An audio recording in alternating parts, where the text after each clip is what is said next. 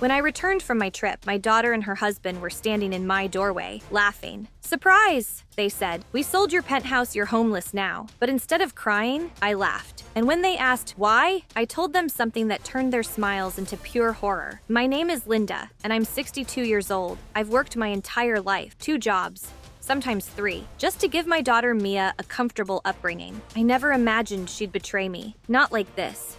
This story starts during a trip I took to Colorado, a much-needed vacation after years of nonstop working. Beautiful mountains, snowy mornings, quiet nights by the fireplace. For the first time in years, I felt peace. I turned off my phone for 2 days. No messages, no work, no drama. I had no idea that in those 2 days, my life was being rearranged without my permission. My daughter Mia had married a man named Kyle. 2 years earlier, I never approved of him. He was charming, yes, but also irresponsible, jobless most of the time, always borrowing money, always making excuses. Somehow, Mia believed he was just misunderstood. I didn't argue. She was an adult, and people learn the truth eventually. I didn't think the truth would cost me my home. On the 4th day of my vacation, my phone finally buzzed. Dozens of missed calls, messages from neighbors, messages from real estate agents. I panicked, thinking maybe something happened to my building. So I immediately called home. No answer. I called Mia. Straight to voicemail, I texted her. "Is everything okay?" No reply. My stomach felt tight. I cut my trip short and rushed back home. My flight landed late at night. I took a cab straight to my penthouse. When I stepped out, something felt wrong. The lights in the hallway were fully on. My door was half open. My heart dropped. Was I robbed? I pushed the door open. The living room was empty. Completely empty. No furniture, no paintings, no carpet. Even the curtains were gone, like the place had been wiped clean. I heard laughter behind me. I turned around. Mia and Kyle were standing in the doorway, grinning. "Welcome back, Mom," Mia said, crossing her arms. "How do you like the new look?" Kyle snorted, barely holding in laughter. "No furniture because, well, no apartment." My heart froze. I stood completely still. "What do you mean?" I asked slowly. Mia stepped closer. "We sold the penthouse." "You... what?" "We sold it." "You're joking." "Nope," Kyle said proudly. "We needed money. My debts were getting out of control."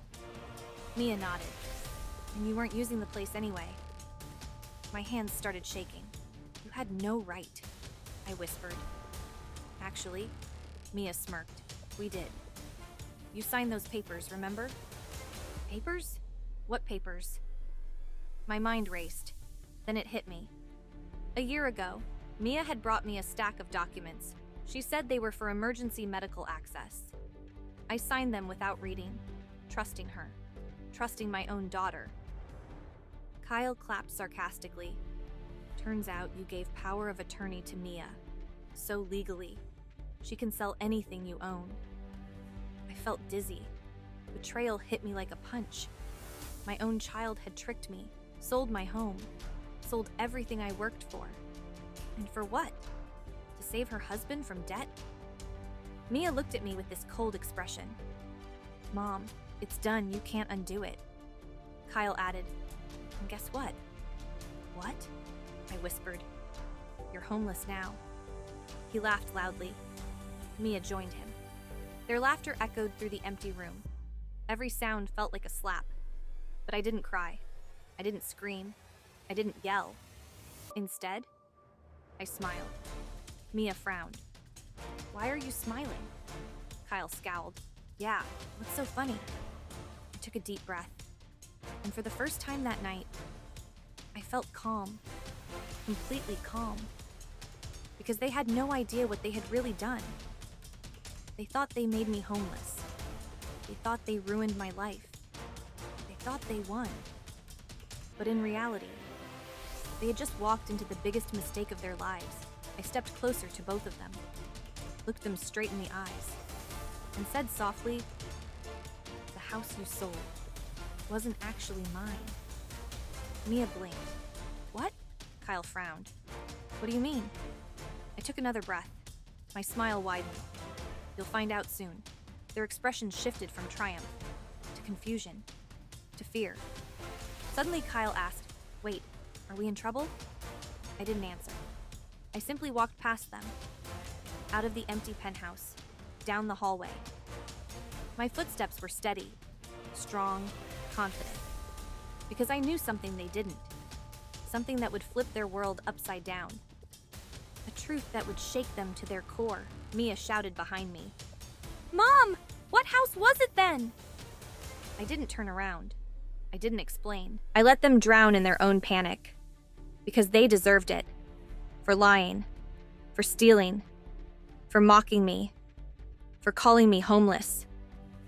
They had no idea. The penthouse they sold was never registered under my name, and the real owner was someone they should never have messed with. But that part of the story was coming next. I stepped out of the building. The cold air hit my face, but it felt refreshing, freeing. I pulled out my phone, dialed a number I memorized long ago. A voice answered. "Hello?" I spoke firmly. "It's time." The voice replied, "Understood, I'll handle everything." I hung up, and for the first time that night, I let myself breathe. Deeply, calmly, because I knew everything was about to change. For Mia, for Kyle, and for me. I walked away from the building without looking back. The night sky above me felt bright, hopeful, because this wasn't the end of my story. It was the beginning of theirs. And trust me, their story wasn't going to end well. Not after what they did. They had no idea who they crossed, but they were about to find out. The next morning, Mia and Kyle woke up to loud banging on their door. Not from me, but from the real owner of the penthouse. My late husband's brother, Richard A. Mann, they had never met, and should never have provoked. Richard was a retired federal attorney, calm, quiet, and absolutely ruthless when crossed. The penthouse had been registered under his name for years, a safety plan we set up before my daughter married Kyle, to protect our assets if anything ever went wrong. And now, everything went wrong. Richard handed them a folder of documents. "You illegally sold my property," he said coldly. Kyle turned pale instantly. Mia began to cry. "We didn't know," she sobbed. Richard cut her off. Ignorance is not a defense. Their world collapsed in seconds. They were charged with fraud, forgery of documents, unauthorized sale of property, identity misuse, and theft. Kyle was arrested right there. Mia tried to run after him, screaming his name, but the officers held her back. She kept shouting, "Mom, help me!" I stood at the end of the hallway, watching quietly. She finally saw me, her face crumpled. "Mom, please, I'm sorry." I felt my heart tighten, but I didn't step forward. Some lessons must be learned the hard way. "I warned you about trust," I said softly, "but you chose deception." Tears streamed down her cheeks. "I lost everything," she whispered. I shook my head gently. "No, Mia, you sold everything." She fell to her knees, realizing the truth. Meanwhile, Richard walked to me and said, "It's done."